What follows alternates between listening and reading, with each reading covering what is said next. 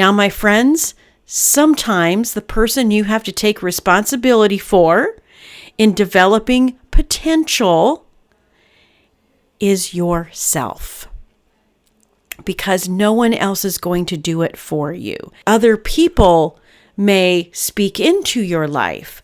Other people may identify or observe things about you, but you are the only one who can confirm your strengths, your desires, and align your career path to those strengths. Welcome to the Love Your Work Life podcast, where you will get encouragement, strategies, all the things you need to love your work life. This is about transformational, strength-based coaching for career, for leadership, for life. I'm your host, Elissa Shuck. Let's get started. So I've been seeing Marcus Buckingham in my LinkedIn news feed lately. Don't know why, don't know how those algorithms work, but for whatever reason, he's in my news feed. I've been watching his little 1, 2, 3-minute videos, and they've been so inspiring and have reminded me so much of why I do what I do, why I love people, and why I have a heart for both business and people. One time I got coached by Rob Bell. It was during the pandemic, and he couldn't do his usual on-site events. So he was doing these events where he and 10 people could get together on Zoom and ask questions and listen to his I don't think he would call it coaching, but listen to the questions that he asked and get some insights from him. And he said something to me that I will never forget, that again, at that time, reinforced what I was doing. And he said, Elissa, you're in the corporate world, but you have a huge heart. And we don't always put those two things together, right? The corporate world feels like a hard, cold place, and there's so much backlash now. We don't want to talk about corporate world being family because it's not family, right? You can't depend on your workplace like family. Now, you might say it's like family if you come from a dysfunctional family, because workplaces can be kind of dysfunctional. But I love that idea of bringing heart to the corporate world. And for me, making it about heart means looking for people's potential and helping them develop that potential.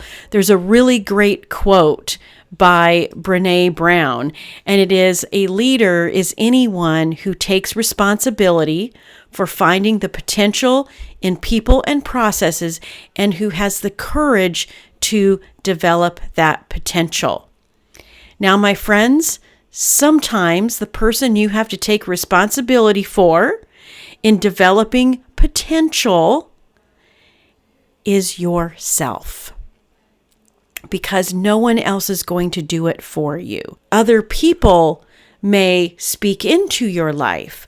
Other people may identify or observe things about you, but you are the only one who can confirm your strengths, your desires, and align your career path to those strengths.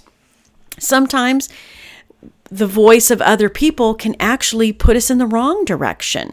What if you come from a family or a culture that insists that you go in this direction because that is prestigious or something, but yet your natural inclinations wouldn't really have you going that way?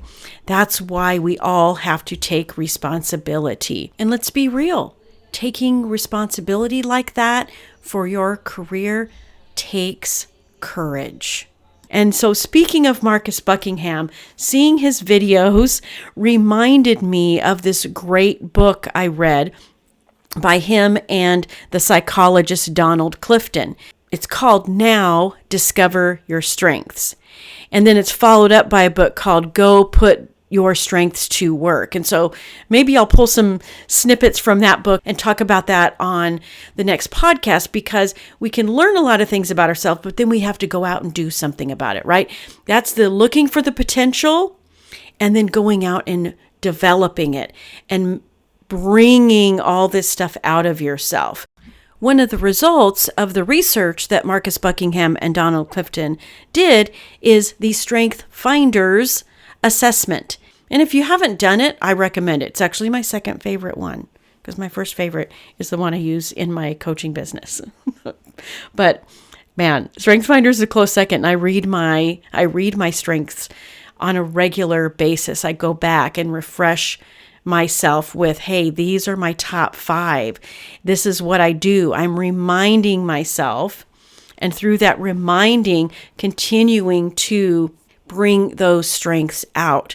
So what I want to help you with today is to help you determine if your work or your career is aligned with your strengths. Is what you're doing attached to the innate talents and strengths that you possess? Now, you may have developed skills, you may have accumulated experience, but that's not innate talents and strengths. Those are two different things. And as I walk you through these ways to determine if your work or career is aligned with your strengths, I think you'll start to see the difference. So what are the ways that you can determine if your work is aligned with your strengths? Well, the first thing is you look forward to going to work. You don't have Sunday scaries. You actually are excited and anticipating work versus dreading it. If you feel that way about what you do, that you look forward to it, it's a really good indicator that your career is tapping into those natural talents, those behavioral strengths. This isn't personality. This is the way you're wired as a person. So looking forward to something, having emotional ties, and being engaged emotionally in what you do is a really, really good sign of alignment.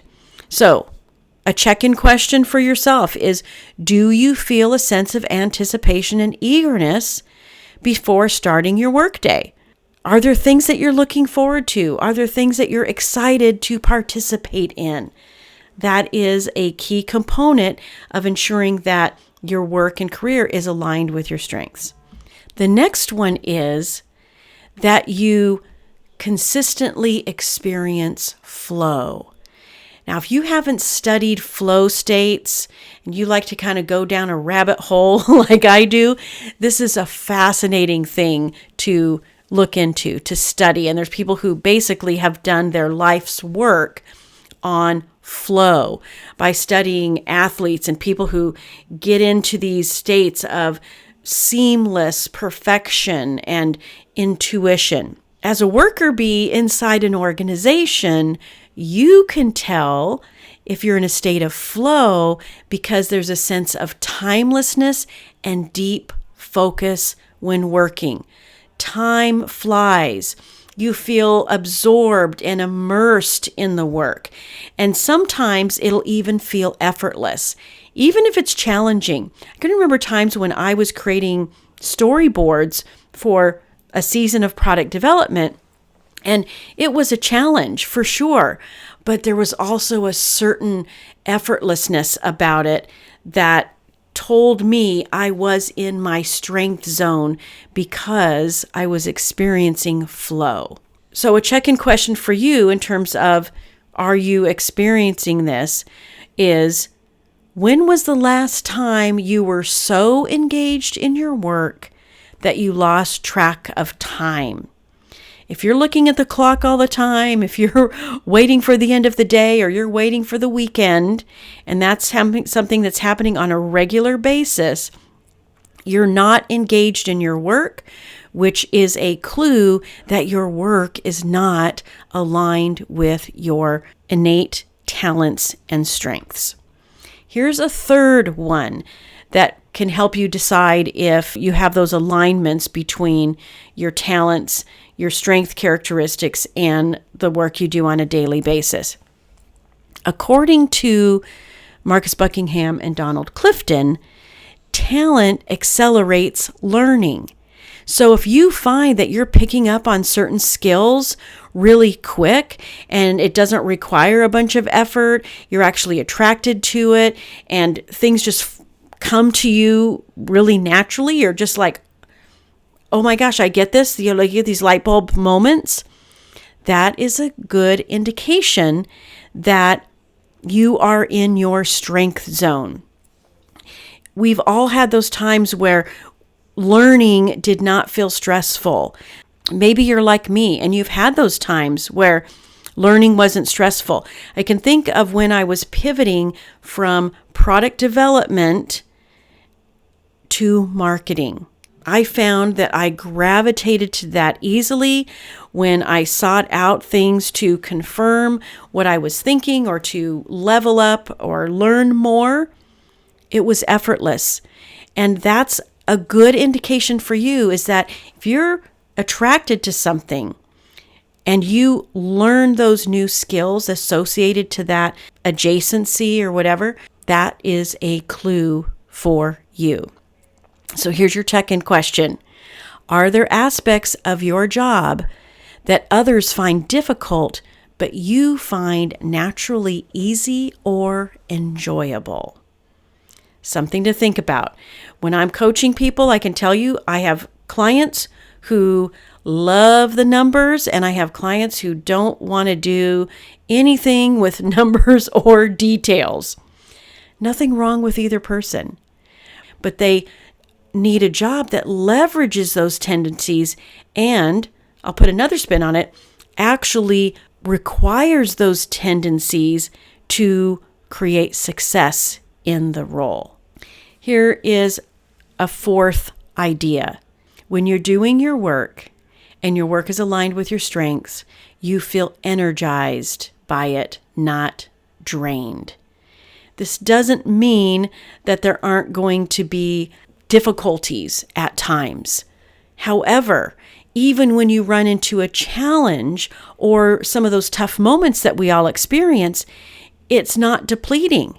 You're actually being energized, even when the overall energy gain is a sign of alignment.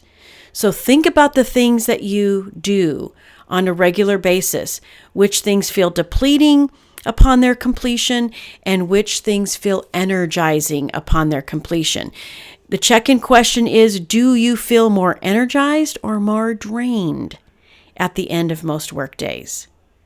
If you feel more drained, it is very possible that you are not in alignment, that the work you're doing, that the career path you've been on is not aligned with your natural strengths. As I was thinking about this and thinking about this podcast episode, I was super curious to dig a little deeper and do some more research and put a poll out there on LinkedIn.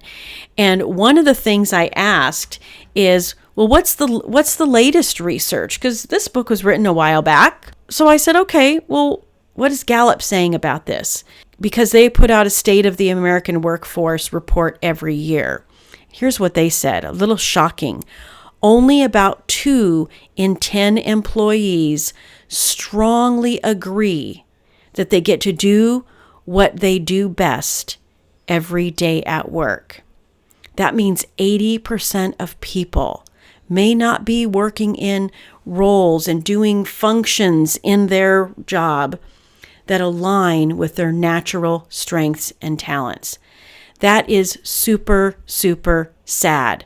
So I decided, hey, I'm going to get out to my network and I'm going to ask the question. So the poll I put out there is, which statement best describes your current experience at work? The first one, I feel energized most days. The second option was, good at my job, but discontented. The third one was, I'm surviving, not thriving. And the last one was, I feel totally out of sync. Well, guess what, my friends? The alignment of that poll result to what Gallup's research says is right there. Only 24% of people said they feel energized most days. Another 24% said, I'm good at my job, but I feel discontented. 38% said, I'm surviving, not thriving. And then 15% said, I feel totally out of sync.